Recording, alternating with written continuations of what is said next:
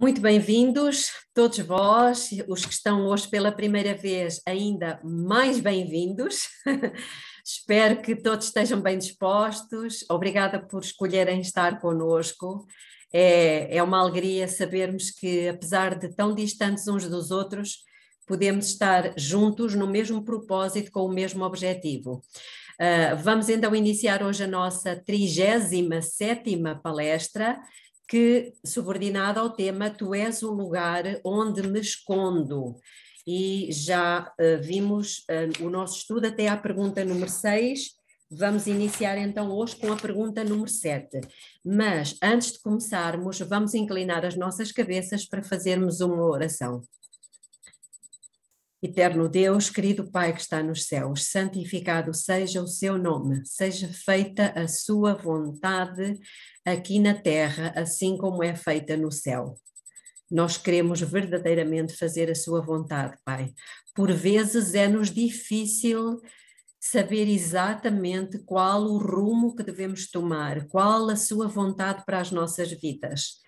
Mas nós suplicamos que o Senhor seja misericordioso conosco e que nos dê entendimento, que nos dê sabedoria, lucidez mental para podermos seguir nos seus caminhos. Temos a certeza que o Senhor tem para nós hoje uma mensagem extremamente importante. Por isso suplicamos que o Senhor venha com o seu bom espírito e venha atuar nas nossas mentes, nas nossas vidas e seja o nosso mestre, em nome de Jesus. Amém. Ok, então penso que todos terão o documento. Caso não tenham, é favor colocar aqui no grupo, porque algum dos nossos irmãos vai fazer-vos chegar. Então, tínhamos visto como é que os julgamentos de Deus recaem sobre o ímpio durante o grande tempo de angústia. Agora, vamos à pergunta número 7. Seria a batalha do Armagedom física ou espiritual? Muitas vezes falamos da batalha do Armagedom e até já temos ouvido pregar sobre isto. Mas será que ela é uma batalha física ou espiritual? Vamos ler o que se encontra em Apocalipse, capítulo 16, versículo 13 e 14. E da boca do dragão, e da boca da besta, e da boca do falso profeta, vi sair 3 espíritos imundos semelhantes a rãs, porque são espíritos de demónios que fazem prodígios, os quais vão ao encontro dos reis de toda a terra para os congregar para a batalha daquele grande dia do Deus Todo-Poderoso. Já falámos um pouco sobre isto, mas hoje iremos ver alguma coisa mais. O grande conflito entre Cristo e Satanás tem estado em andamento por 6.000 anos. E este é um período que o Espírito de Profecia refere muitas vezes. Cerca de 40 citações, Ellen White refere este período de 6.000 anos. 6.000, 4.000 mais 2.000. Embora seja uma batalha espiritual entre as forças do bem e as do mal, ainda assim não se pode negar que ela tem tido, elementos físicos conforme evidenciado pelas guerras, conflitos e derramamento de sangue que têm assolado o planeta desde o início do pecado. As 3 origens mencionadas no texto acima são de natureza religiosa e são as influências motivadoras que compelem todas as nações a se prepararem e se unirem para a batalha do Armagedom. Até o presente momento, a destruição tem sempre sido atenuada pela graça, pois a mão protetora de Deus tem limitado o poder e os desígnios do maligno. Lembram-se de termos falado isto no último estudo? Em sequência do Deus de Jacó, lembram-se? Portanto, aquele que segura, aquele que restringe, não é? Aquele que... Isso, exatamente. Só estamos aqui a fazer o contexto. E é exatamente o que está aqui. Após o fechamento da porta da graça, isso mudará drasticamente.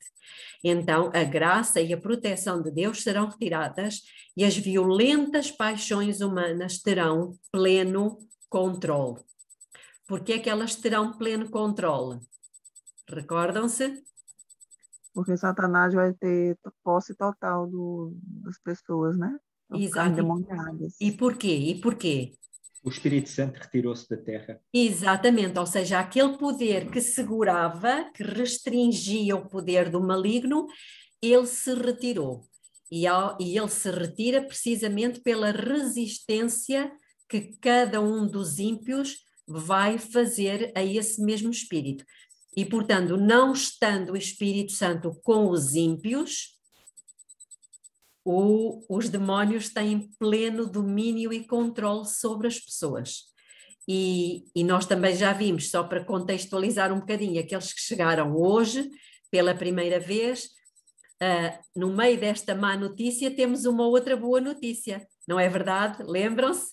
Qual é? Sim, a melhor notícia, Qual é então? né? Porque não vai se afastar de nós, dos salvos, né? Aqueles que Exatamente. receberam o selo de Deus. Ao contrário, os anjos que estavam com as pessoas que se perderam se unirão aos nossos. Muito bem. Portanto, o povo de Deus quer deixar isto claro para que não fique dúvidas. O Espírito Santo apenas se retira daqueles que lhe resistiram, mas os justos irão estar cheios do Espírito Santo. E, portanto, agora é o tempo da graça, o tempo de nos enchermos do Espírito Santo, não é verdade? Porque por isso é que é graça, não é? Ele ainda está disponível. E outra boa notícia é que os anjos da guarda dos ímpios, quando eles rejeitam por completo a graça de Deus, eles se retiram dos ímpios e vão se juntar a quem? Aos justos. E nós temos isso no livro de Primeiros Escritos. E, portanto, nós, em vez de ficarmos apenas com um anjo da guarda, vamos ficar com um exército de anjos para nos defender. Isto são boas notícias, não são? São muito boas notícias. Muito bem. Então, a destruição de Jerusalém do passado foi apenas um pálido reflexo do que este mundo testemunhará na batalha final pouco antes da volta de Jesus. Ellen White, ao relatar essas cenas, ela afirma: isto encontra-se num grande conflito. E é importante nós sabermos, isto está no capítulo 1, e Ellen White diz o seguinte: entretanto, cena ainda mais tenebrosa se apresenta nas revelações do futuro.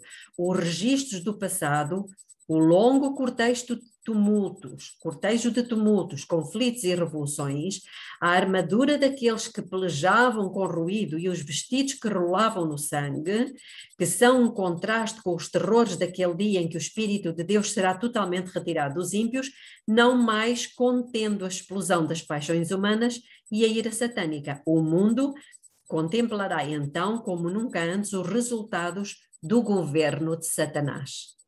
Portanto, aí todo o universo irá contemplar o que é que Satanás é. E pior, o que é que ele teria feito caso lhe fosse permitido continuar no céu. Nós já vimos no passado que se ele tem continuado no céu, ele teria morto o seu próprio Criador, que foi o que ele fez na terra quando Jesus se fez carne. Agora aqui, ele vai fazê-lo na pessoa, ou vai tentar fazê-lo na pessoa dos seus seguidores, dos seguidores do Cordeiro. Por isso é que diz lá em Apocalipse 17, já agora, se quiserem, vamos abrir todos em Apocalipse 17.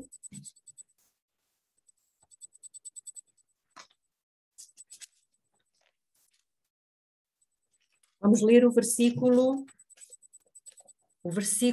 12. Os 10 chifres que viste são 10 reis, os quais ainda não receberam o reino, mas receberão autoridade como reis por uma hora, juntamente com a besta.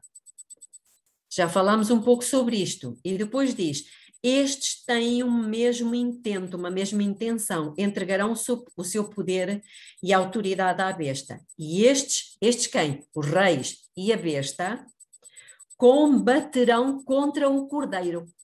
Portanto, aqui está. Mas o Cordeiro em pessoa não está aqui. Quem é que está aqui nesta terra?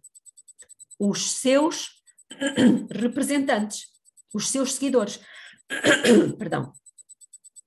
E diz que o Cordeiro os vencerá porque é o Senhor dos Senhores e o Rei dos Reis. E vencerão também os que estão com ele, os chamados, eleitos e fiéis. Portanto, esta guerra vai ser contra os eleitos e fiéis, aqueles que seguem o Cordeiro por onde quer que ele vá. Ellen White, em Testemunhos para a Igreja, ela continua: estamos diante de importantes e solenes acontecimentos. As profecias estão em cumprimento. Uma estranha e acidentada história está sendo registada nos livros do céu. Tudo em nosso mundo se mostra em estado de agitação. Há guerras e rumores de guerras. Embora a nação esteja se levantando contra a nação e reino contra reino, não se desencadeou ainda um conflito geral. Os 4 ventos sobre os 4 cantos da terra ainda estão sendo retidos até que os servos de Deus estejam assinalados na testa. Então as potências do mundo hão de mobilizar as forças para a última grande batalha. Eu não sei se os irmãos se apercebem, mas neste momento já estamos a ver evidências muito fortes disto que está descrito aqui. Portanto, Deus segurando os ventos, porque nós vemos por todo lado focos de conflito, pessoas já inclusivamente a desejar que aqueles, por exemplo, que se recusam a seguir o sistema em certos aspectos, são vistos como ameaças, inimigos da lei, inimigos da ordem. Curiosamente, Ellen White diz isto no Grande Conflito. E, portanto, começa-se a desenvolver já um sentimento de que é melhor eliminar essas pessoas do que o mundo inteiro venha a ser prejudicado. Será que nós já vimos isto no passado? Este espírito de eliminar alguns poucos para que a maioria não seja destruída, já vimos isto? Já. E eu peço-vos que abram as vossas Bíblias no Evangelho de João.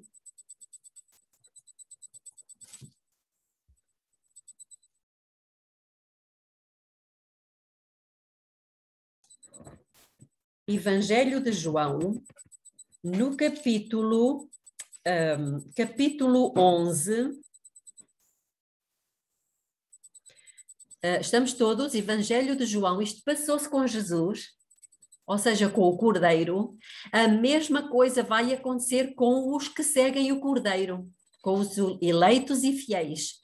E então diz aqui no capítulo 11, no versículo, vamos ler a partir do versículo 47. Eu sei que nós conhecemos isto, mas é só para nós vermos como é que a história se repete. Agora, não na pessoa de Cristo, mas na pessoa dos cristãos.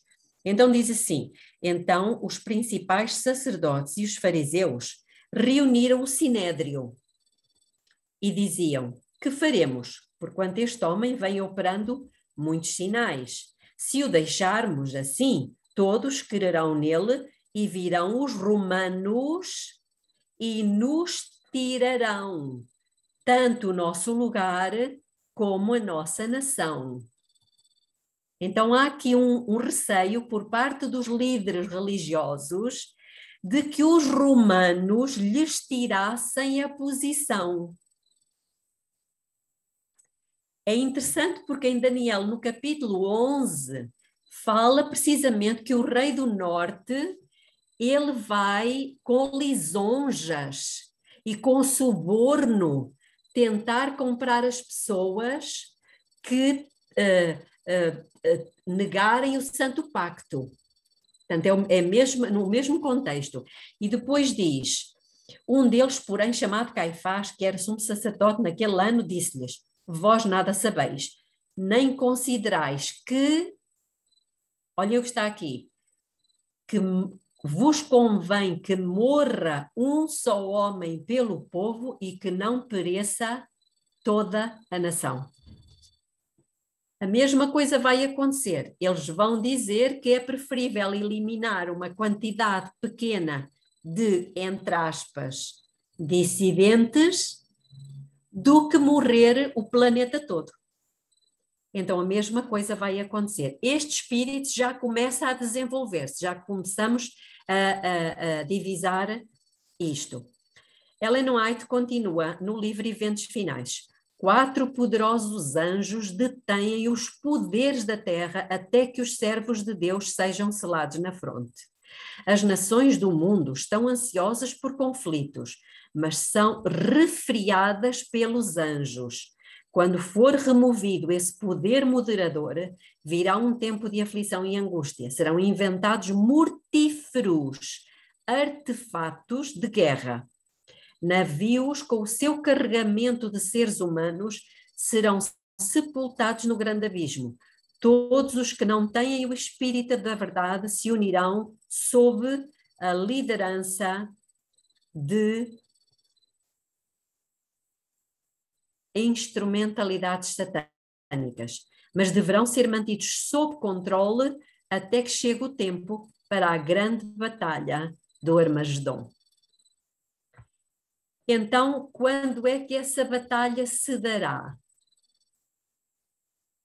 Tem que haver primeiro um selamento. E onde é que é colocado o selo de Deus? Na fronte. Na testa. Amém. Não é verdade? Na testa. E o da besta? Na testa e na mão. Na testa e na mão. Isto tem um significado.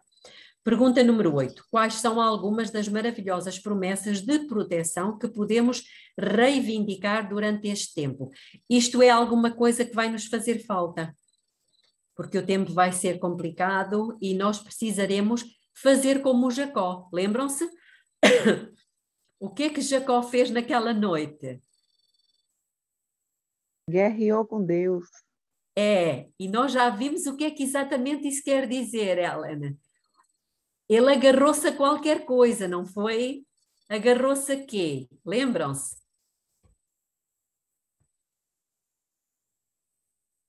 Lígia.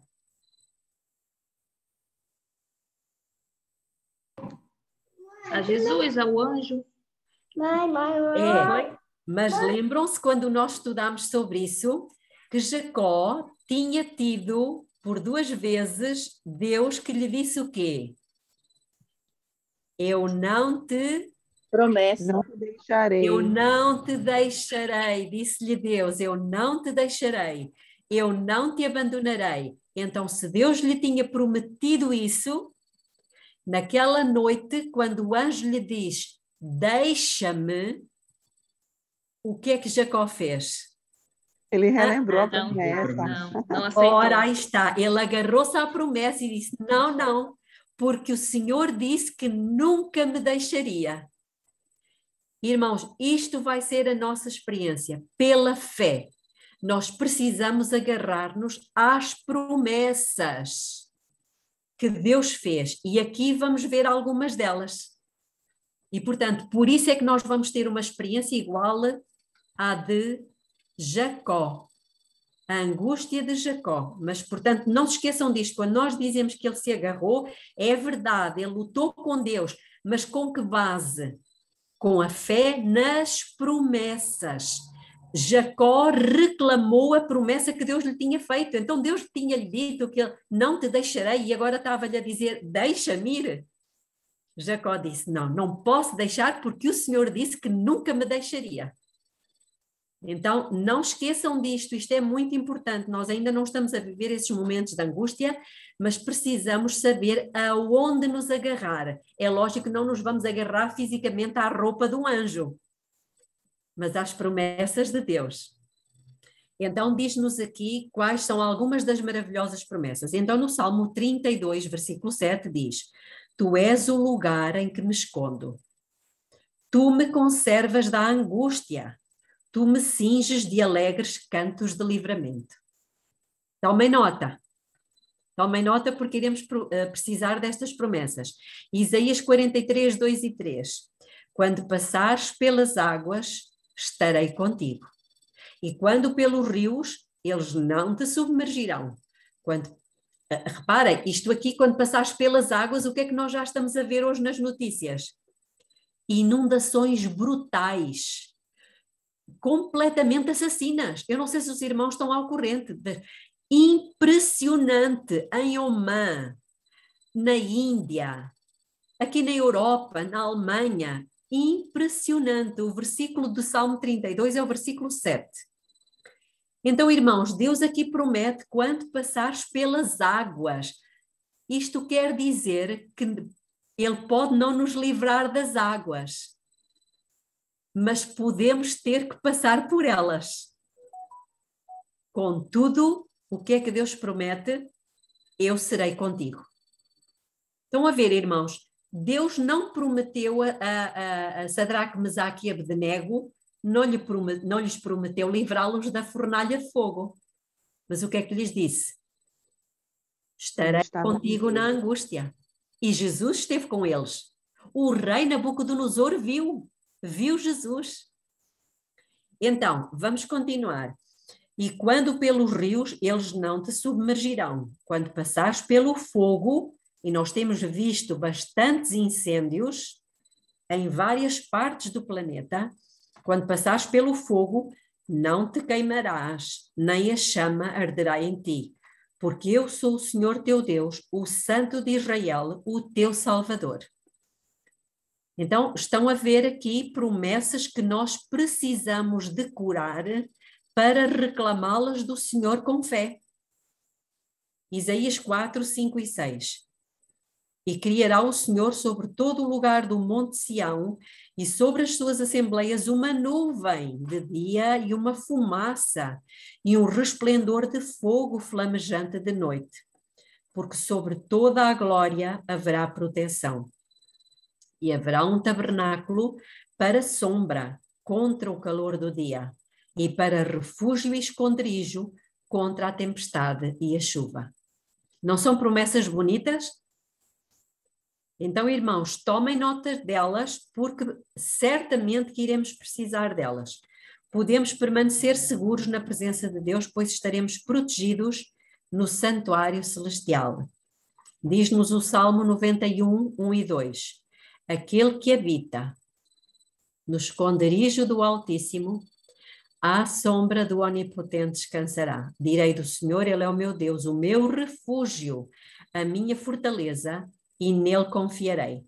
Reparem que o que diz aqui é que aquele que habita, não é aquele que vai lá de vez em quando e depois vai-se embora e passa o dia sozinho. É aquele que habita diariamente, constantemente, à sombra do Onipotente, no esconderijo do Altíssimo. Diz-nos também o Salmo 91, 5 a 11, não terás medo do terror de noite, o que significa que haverão noites de terror. Nós precisamos de estar conscientes disto, mas Deus diz, não terás medo do terror de noite, nem seta que voe de dia.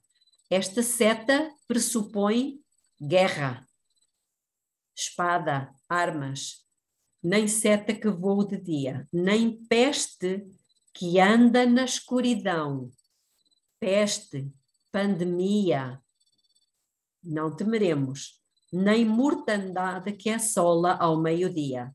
1000 cairão ao teu lado. O que é que isto nos diz? Que vai haver muitas mortes. Vai haver muitas mortes. E nós temos estado a ouvir muitos cientistas, muitos virologistas, muitos médicos falando dos milhares de mortes que vão acontecer por vários motivos. Não vamos entrar agora aqui em detalhe, mas as informações estão todas aí. 1000 cairão ao teu lado e 10.000 à tua direita, mas tu não serás atingido. Porque tu, ó Senhor, és o meu refúgio, no Altíssimo fizeste a tua habitação. Nenhum mal te sucederá, nem praga alguma chegará à tua tenda ou à tua casa, porque aos seus anjos dará ordem a teu respeito para te guardarem em todos os teus caminhos. Quais caminhos? Os nossos caminhos? Os caminhos de Deus. Lembram-se deste Do salmo? santuário. Exatamente, o santuário. caminho do santuário, muito bem. Quem é que citou este salmo?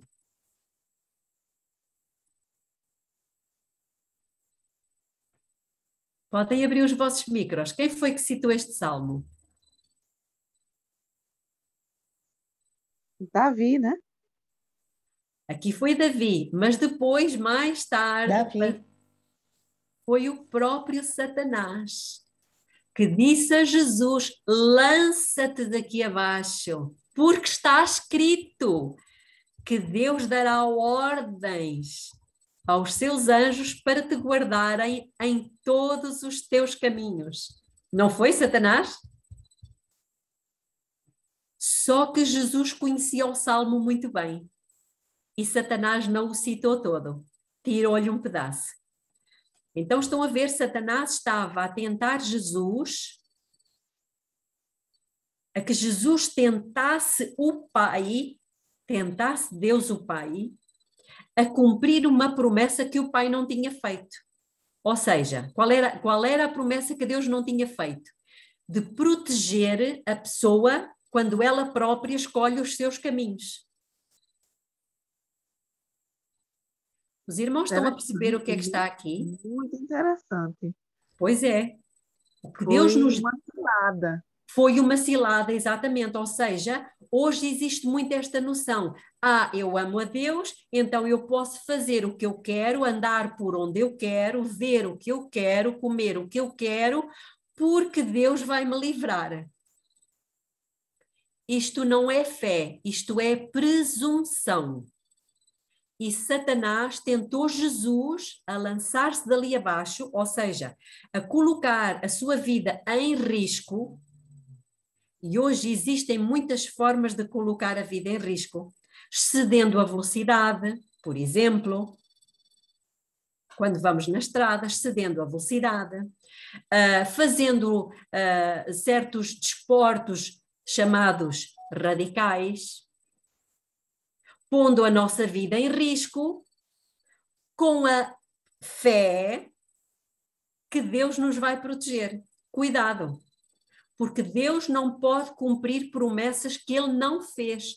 Quais foram as promessas que Ele fez? Eu vou te proteger se tu andares nos meus caminhos. Agora, se tu andares nos teus caminhos, à velocidade que tu queres, fazendo aquilo que te apetece, eu não posso de maneira nenhuma garantir a proteção. Estamos a perceber o que é que está aqui? Cuidado, porque muitos hoje têm sido enganados por causa disto. Não sei se há alguma questão ou se podemos avançar.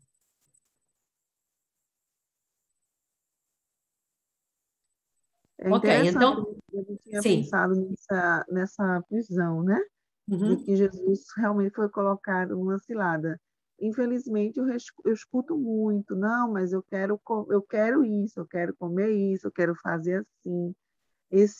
O eu quero é muito comum, infelizmente, até dentro do nosso meio cristão. Pois é. A Lígia pediu palavra? Não? Não, eu tinha uma pergunta, mas eu posso deixar para o final, que já é mais de trás. Depois eu. Ok. Tá bom. Então vamos à pergunta número 9. Como é que Deus testará, ou seja, vai testar a nossa fé no seu poder para livrar-nos dos nossos inimigos? Então, em Jeremias 30, 5-7 diz: o profeta Jeremias, em santa visão, olhando para este tempo, disse: porque assim diz o Senhor, ouvimos uma voz de temor, mas não de paz. E porque se tornaram pálidos todos os rostos. Porque aquele dia tão grande que não houve outro semelhante, e é tempo de angústia para Jacó. Ele, porém, será salvo dela. Não é uma promessa maravilhosa? Deus prometeu livrar o seu povo no tempo da angústia de Jacó, tal e qual como livrou Jacó. Patriarcas e Profetas diz: quando Cristo cessar a sua obra como mediador em prol do homem, então começará este tempo de angústia. Ter-se-á então decidido o caso de toda a alma e não haverá sangue expiatório para purificar do pecado. Então, o espírito repressor, cá temos outra vez a mesma expressão, aquele que segura o calcanhar, o espírito repressor de Deus é retirado da terra. Assim como Jacó foi ameaçado de morte por seu irmão irado, o povo de Deus estará em perigo por parte dos ímpios que procurarão destruí-los. E assim como o patriarca lutou toda a noite para conseguir livramento da mão de Esaú, clamarão os justos de Deus dia e noite por livramento dos inimigos que os cercam. Aqui temos novamente o paralelo, portanto, há um decreto de morte, há uma saída de uma lei para matar os justos, tal e qual como Esaú queria matar o seu irmão. E da mesma forma que Esaú não conseguiu concretizar o seu objetivo, os justos naquela altura também não serão atingidos pelas armas dos ímpios. Patriarcas e Profetas continua: tal será a experiência do povo de Deus em sua luta final com os poderes do mal. Deus lhes provará a fé, a perseverança, a confiança em seu poder para os livrar. Satanás esforçar-se-á por aterrorizá-los. Olhem o que diz. Com o pensamento, olhem aqui a mente. Aterrorizá-los com o pensamento de que os seus casos são sem esperança, que os seus pecados foram demasiado grandes para receberem perdão. Ele vai nos esmagar com isto, ou tentar esmagar, afligir a nossa mente. E continua: terão esses justos uma intuição profunda dos seus fracassos. Eles têm consciência dos seus pecados.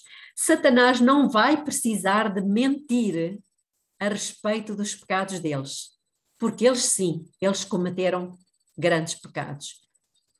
Terão uma intuição profunda dos seus fracassos e ao reverem a vida, perder-lhes-ão as esperanças. Lembrando-se, porém, da grandeza, da misericórdia de Deus e do seu próprio arrependimento sincero, portanto, eles já se terão arrependido previamente, não é naquela altura, alegarão as suas promessas feitas por meio de Cristo aos pecadores desamparados e arrependidos.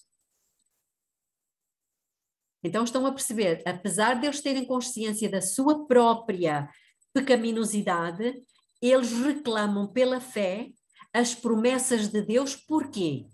Porque nós já lemos que existe um salmo que diz: se eu atender à iniquidade no meu coração, o Senhor não me ouvirá.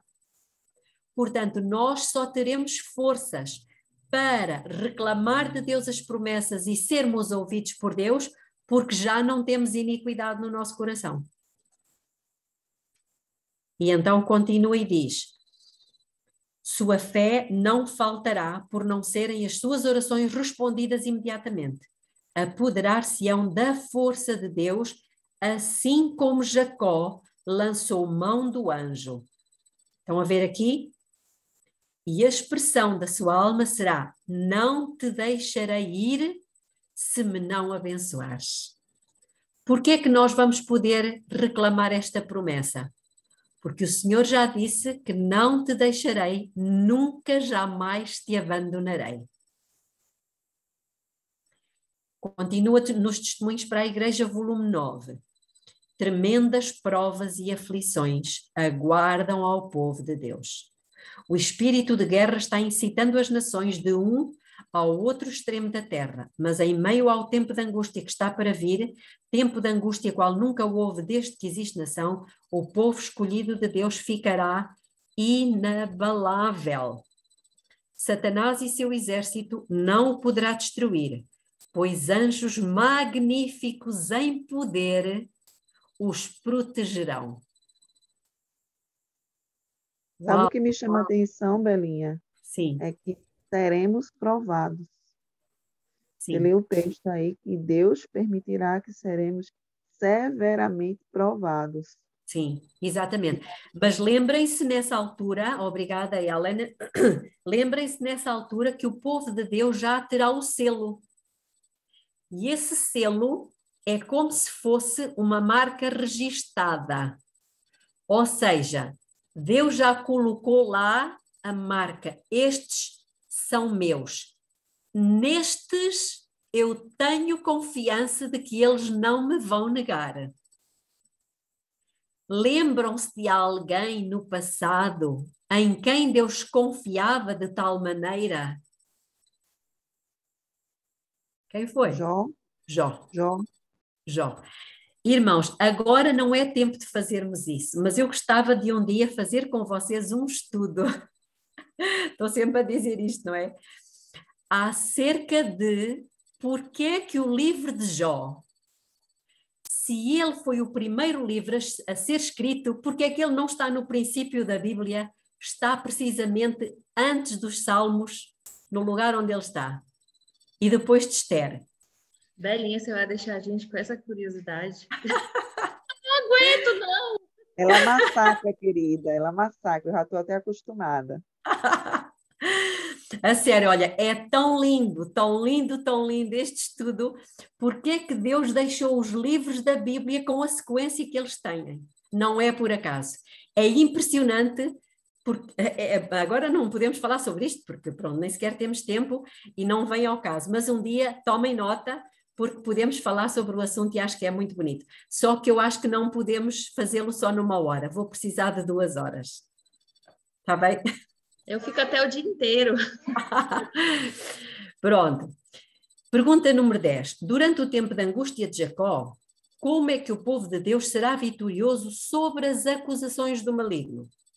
Lucas 18, 7 e 8 diz: E Deus não fará justiça aos seus escolhidos, que clamam a ele de dia e de noite, ainda que tardio para com eles? Digo-vos que depressa lhes fará justiça. Quando, porém, vier o Filho do Homem, porventura achará fé na terra? Lembram-se que estas palavras foram palavras de uma parábola que Jesus contou, que está em Lucas 18, 1 a 8.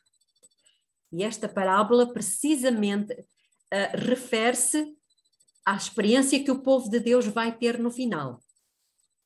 Mas ainda voltando a falar um bocadinho de Jó, lembram-se que o Jó, ele foi o próprio Deus que deu testemunho do Jó ao próprio Satanás.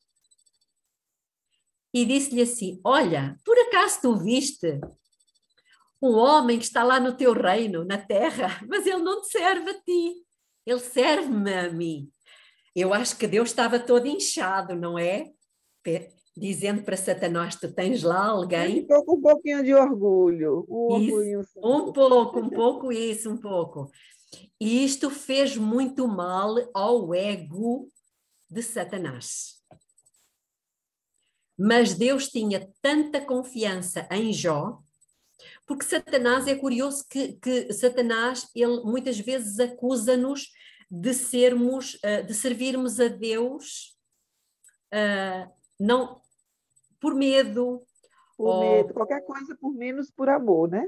Exatamente, mas no caso do Jó, ele não tinha nada na sua vida que ele pudesse usar. Então ele vai usar perante Deus o quê? As intenções de Jó. Ele vai dizer a Deus: claro, ele serve-te porque tu lhe dás tudo. Ele não te serve, ele serve-te por interesse. Tira-lhe tudo. Sabem que é provável que Satanás venha a fazer isto conosco. E ele vai usar os governos. Ele vai usar a nova ordem. ele vai usar a lei marcial. Tirem-lhes tudo. E vocês vão ver se eles não vão negar a Deus. Amiga, já está começando, né? Pois está. A gente sabe disso.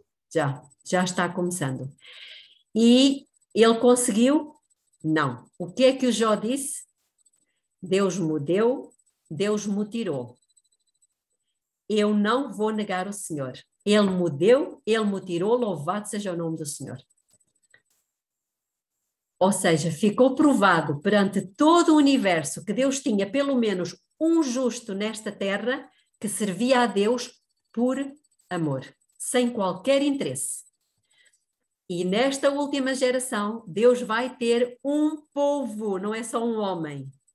Deus vai ter um povo que antes morrer do que pecar.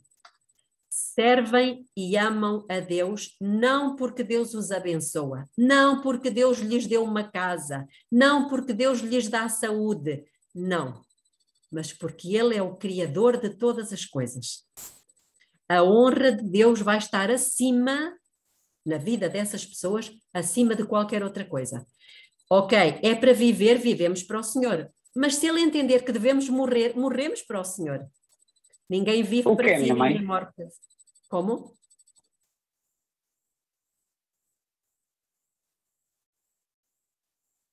Pareceu-me ter havido aqui alguém que queria dizer alguma coisa.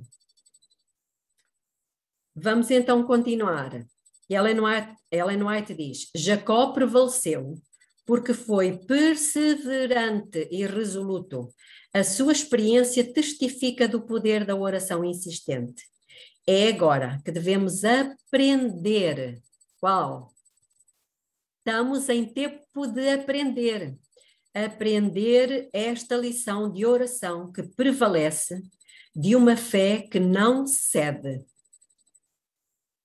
As maiores vitórias da Igreja de Cristo, ou do cristão em particular, não são as que são ganhas pelo talento ou educação, pela riqueza ou favor dos homens. São as vitórias ganhas na sala de audiência de Deus, quando uma fé cheia de ardor e agonia lança mão do braço forte da oração. Onde é que isto acontece? No santuário. No santuário. Aqueles que não estiverem dispostos a abandonar todo o pecado. Irmãos, isto é importante.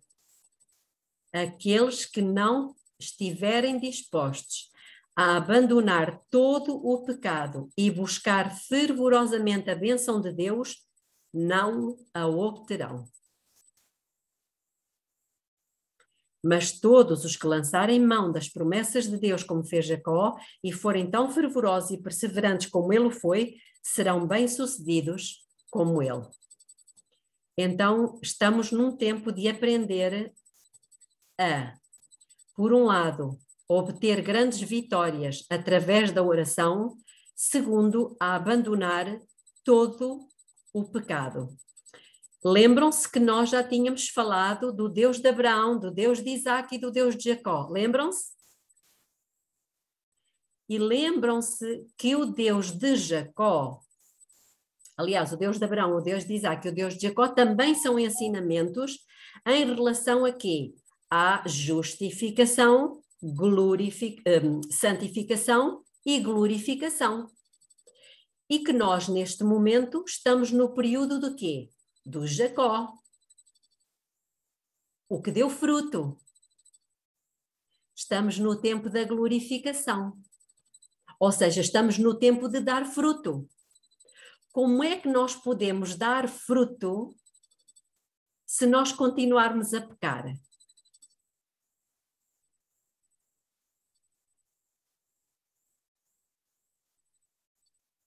Será que Deus poderá concluir a obra em nós se nós continuarmos na fase do Isaac ou na fase do Abraão? Não. Pergunta número 11. De que forma poderemos conseguir vitória durante aquele tempo? Diz-nos em Patriarcas e Profetas: foi pela entrega de si mesmo e por uma fé tranquilizadora que Jacó alcançou o que não conseguira ganhar com o conflito em sua própria força. Deus assim ensinou a seu servo que o poder e a graça divina unicamente lhe poderiam dar a bênção que ele desejava com ardor. De modo semelhante será com aqueles que vivem nos últimos dias. Ao rodearem-nos os perigos e ao apoderar-se da alma o desespero, devem confiar unicamente nos méritos da obra expiatória. Então, irmãos, aqui tem alguma coisa interessante. Não quer dizer que nós não tenhamos que passar por momentos de desespero. Já repararam o que é que diz aqui? Eu vou repetir. Ao rodearem-nos os perigos e ao apoderar-se da alma o desespero, devem confiar unicamente nos méritos da obra expiatória. Nada podemos fazer por nós mesmos. Em toda a nossa desajudada indignidade, devemos confiar nos méritos do Salvador crucificado e ressuscitado. Ninguém jamais perecerá enquanto fizer isto. A lista longa e negra dos nossos delitos está diante dos olhos do Ser Infinito. O registro é completo, nenhuma das nossas ofensas é esquecida. Aquele, porém, que ouviu os clamores dos seus servos na antiguidade, ouvirá a oração da fé e perdoará as nossas transgressões. Ele o prometeu e cumprirá a sua palavra. Lembram-se que nesta altura, o povo de Deus, apesar de ter consciência dos seus pecados, lembram-se o que é que já aconteceu no céu? Jesus, depois de ter saído do lugar santíssimo, o que é que terá acontecido aos nossos livros? Os nossos pecados já foram apagados, mas eles não foram apagados só dos registros do céu. Onde é que eles foram apagados também? Da nossa mente. Então, apesar de eles terem um senso de indignidade, eles não conseguem lembrar-se de nenhum pecado. Por isso, eles não são esmagados pelo sentimento de culpa ou pelo remorso. Pergunta número 12. Como é que podemos melhor descrever a experiência do povo de Deus no tempo de angústia? Testemunhos para a Igreja, volume 9. É impossível dar uma ideia da experiência do povo de Deus que estará vivo sobre a terra quando a glória celestial e a repetição das perseguições do passado forem combinadas. Eles andarão na luz procedente do trono de Deus. Por meio dos anjos haverá comunicação constante entre o céu e a terra. Não é bonito isto? Uma comunicação constante. E ainda em Testemunhos para a Igreja diz, mas em meio ao tempo de angústia que está para vir, tempo de angústia qual nunca houve desde que existe nação, o povo de Deus ficará inabalável. Satanás e o seu exército não o poderá destruir, pois anjos magníficos em poder o protegerão. Ainda me deixam terminar com duas perguntinhas mais, pode ser? Pergunta número 13. Qual será a resposta dos ímpios quando virem o Rei dos Reis descendo à terra em uma nuvem? Diz-nos em Apocalipse 6. E os reis da terra, e os grandes, e os ricos, e os tribunos, e os poderosos, e todo o servo, e todo o livre, se esconderam nas cavernas e nas rochas das montanhas, e diziam aos montes e aos rochedos, caí sobre nós e escondei-nos do rosto daquele que está sentado sobre o trono e da ira do Cordeiro, porque é vindo o grande dia da sua ira, e quem poderá subsistir? Digam-me, o que é que os faz ter tanto medo? Por que é que eles se querem esconder da ira de Deus? Porquê? Por causa dos seus pecados, né? Exatamente, porque eles têm pecados que não confessaram e não abandonaram. O grande conflito diz, por ocasião da vinda de Cristo, os ímpios são eliminados da face de toda a terra, consumidos pelo espírito da sua boca e destruídos pelo resplendor da sua glória. Pergunta 14. Quem serão aqueles que captarão os primeiros raios de luz da sua segunda vinda? O que fez com que eles estivessem preparados para esse evento? Isaías 60, versículo 1 diz: levanta-te, resplandece, porque vem a tua luz e a glória do Senhor vai nascendo sobre ti. Como sabem, o sol, quando nasce, ele não nasce assim com a força toda. Vai começando a clarear, não é? O dia começa a clarear, a vir mais luz, mais luz, mais luz. Assim é com a nossa glorificação. Nós estamos no tempo da glorificação, tempo da vitória sobre o pecado, que é o que nos mostra a experiência do Jacó. A experiência do Jacó não nos mostra a vitória sobre o pecado? O que é que Deus disse? Quando é que Deus muda o nome a Jacó? Depois dele vencer, não foi? É o que Deus diz. Foi Israel, né? Exatamente, mudou por quê? Porque lutaste com Deus e com os homens e venceste. Então, irmãos, não há essa história de pecar até à vinda de Jesus. Porque a história do Jacó nos mostra a história da vitória sobre o pecado. Deus também vai mudar o nosso nome. Por quê? Porque teremos lutado com Deus e com os homens e teremos vencido. Ok? Então, continuando, parábolas de Jesus. Essa mensagem é dada aos que saem ao encontro do esposo. Cristo vem com poder e grande glória. Vem com a sua própria glória, com a glória do Pai. Vem com todos os santos anjos, ao passo que o mundo todo estará mergulhado em trevas. Haverá luz em todos os lares dos santos.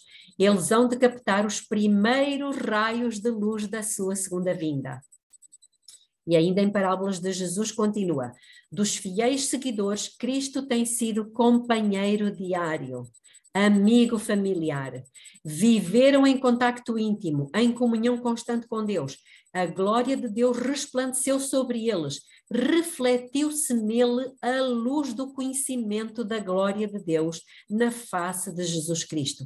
Agora se regozijam nos raios não ofuscados do resplendor e glória do Rei em sua majestade. Estão preparados para a comunhão do céu, pois têm o céu no coração.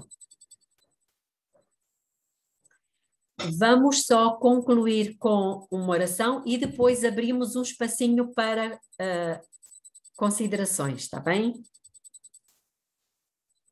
Querido Deus, eterno Pai que está nos céus, louvado seja o seu nome, porque o Senhor nos deixou tesouro precioso, não só nos 66 livros das Sagradas Escrituras, mas também em outros 66 livros do Espírito de Profecia. Obrigada, Pai, porque o Senhor não deixou ficar nada ao acaso e nos concede tudo aquilo de que nós necessitamos para permanecer firmes daqui até à vinda de Jesus.